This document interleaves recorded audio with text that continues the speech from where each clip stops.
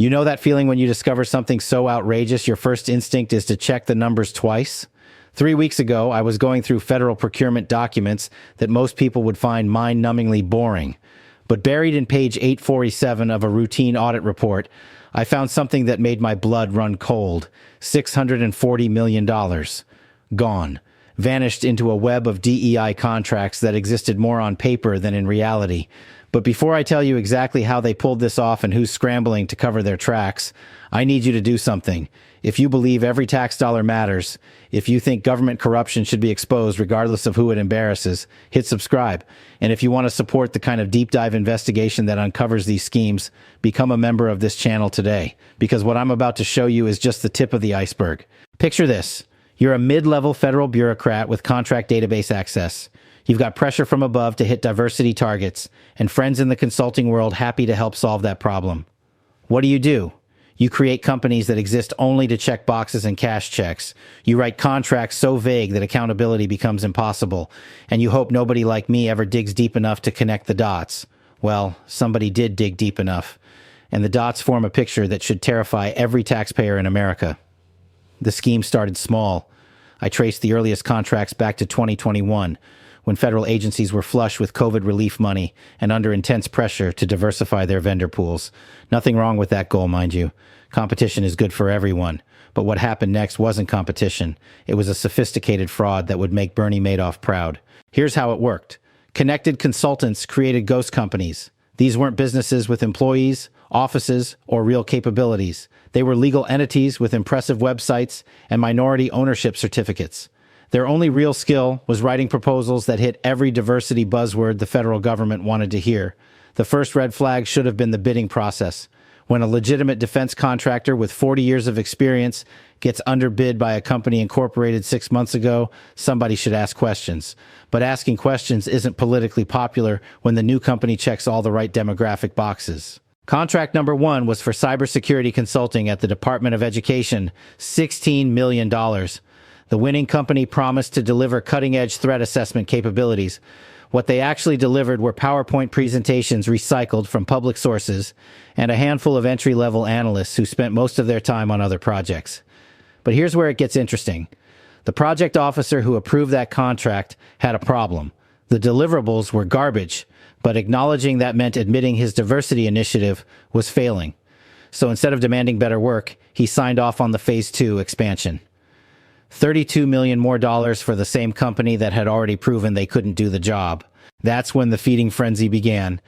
Word spread through the federal contracting community that these new diversity contractors were untouchable. Criticize their work, and you'd be accused of racism. Demand actual results, and you'd be labeled as someone who doesn't support inclusion. It was brilliant in its simplicity. They had weaponized good intentions. I found the smoking gun in an email chain between 3 senior acquisition officials. One of them wrote, and I quote, "We all know these deliverables are substandard, but pushing back would create an HR nightmare. Just approve the invoices and let the next administration deal with it." That email is dated 18 months ago. 18 months of conscious fraud sanctioned at the highest levels. The network expanded quickly. By 2023, I counted 47 companies that shared the same business model. Shell companies with minority ownership, big promises, and an impressive ability to bill for work they never actually performed. They bid on everything from IT modernization to facilities management to training programs. And they won contracts worth a combined $640 million. You want to know the most infuriating part? Some companies didn't even bother maintaining the pretense of having real employees. I found one contractor claiming to have 50 cybersecurity experts. Their LinkedIn profiles were fake. Their resumes were copy-pasted from other people's actual careers. When I tried to reach their supposed chief technology officer for comment, the phone number went to a pizza shop in Newark. The paper trail tells a story of systematic deception enabled by bureaucratic cowardice. Project after project approved despite obvious deficiencies. Invoice after invoice paid without proper verification. And when whistleblowers inside these agencies tried to raise concerns, they were transferred to different departments or forced into early retirement. Let me tell you about Jennifer Martinez, a GS-14 contracting specialist at the Department of Health and Human Services. She was the first person to raise red flags about these ghost companies. When she noticed that 3 different minority-owned contractors were using the same office address, the same phone number, and suspiciously similar employee rosters, she did what any honest civil servant would do. She reported it up the chain. Her supervisor told her to mind her own business. When she persisted, citing federal acquisition regulations that were clearly being violated, she was called into HR for a performance discussion. The message was crystal clear: shut up or ship out. Jennifer chose to document everything instead. Her detailed memos, which I've seen, read like a roadmap of corruption that her superiors chose to ignore. But Jennifer wasn't alone. I've spoken to 7 other federal employees who witnessed this fraud firsthand. They watched as legitimate small businesses were pushed aside by companies that existed only on paper. They saw invoices approved for work that was never performed. They witnessed project managers who couldn't answer basic questions about their own deliverables. And here's the most chilling part. When these employees tried to use official channels to report what they saw, they discovered that the reporting system itself had been compromised. Fraud hotlines went unanswered. Inspector General complaints disappeared into bureaucratic black holes. The very people charged with preventing this kind of abuse had become part of the cover-up, but the scheme started unraveling when one of the ghost companies got greedy.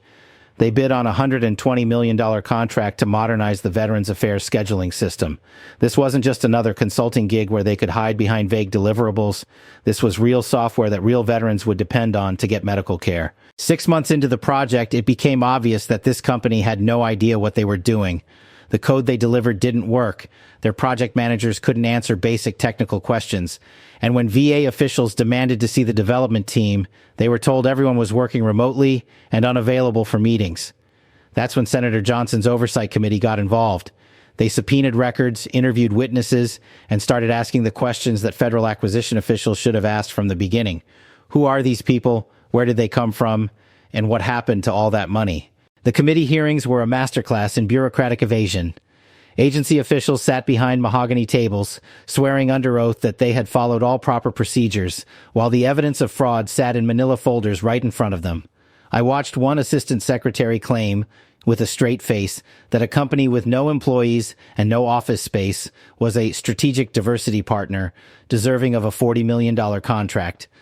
The most damning testimony came from Marcus Thompson, a former project manager at one of these ghost companies. He had been hired to provide legitimacy, a real person with real credentials to front their operations. But when he realized what was happening, when he understood that his signature was being used to validate fraud, he quit and decided to tell the truth. The answers they found should shock you. Of the $640 million paid to these DEI contractors, less than $200 million can be accounted for in actual work product. The rest vanished into consulting fees, administrative costs, and something called capacity building activities that nobody can adequately explain. Here's what really happened to your money. A small group of politically connected consultants realized they could exploit the federal government's diversity goals to create a massive slush fund. They set up shell companies, hired minimum wage employees to act as minority frontmen, and submitted bids for contracts they had no intention of properly executing. When they won these contracts, which they did with remarkable frequency, they subcontracted actual work to legitimate firms for a fraction of the contract value. The difference went into their pockets as management fees and oversight costs. It was a brilliant scam that turned good intentions into private profit. The human cost of this fraud goes beyond just wasted money. Real minority-owned businesses, companies with actual capabilities and genuine commitments to excellence, were crowded out of the marketplace by these shell operations. Legitimate contractors lost work to fraudsters who could underbid them because they never intended to deliver what they promised. And the institutional damage is even worse. Every time one of these ghost companies failed to deliver, it reinforced stereotypes about diversity initiatives. Every substandard project gave ammunition to people who oppose inclusion efforts. These fraudsters didn't just steal money. They poisoned the well for legitimate diversity programs that could actually make a difference.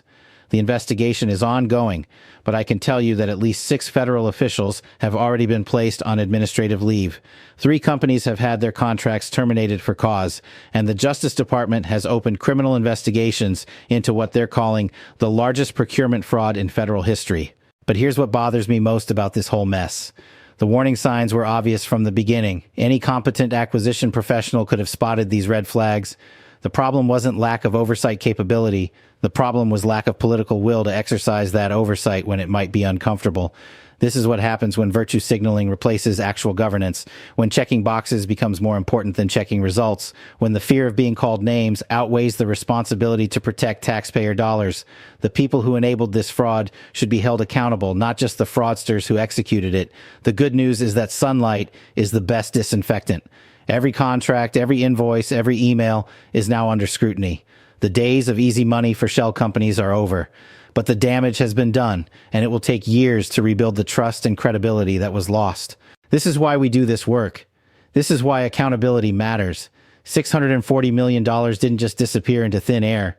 It was systematically looted by people who counted on your indifference and their political protection to get away with it. They were wrong. We're watching. We're investigating.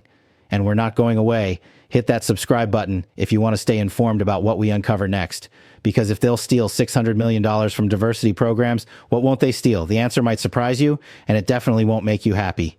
Thank you for caring about the truth. Thank you for demanding better from your government. Now let's get to work making sure this never happens again.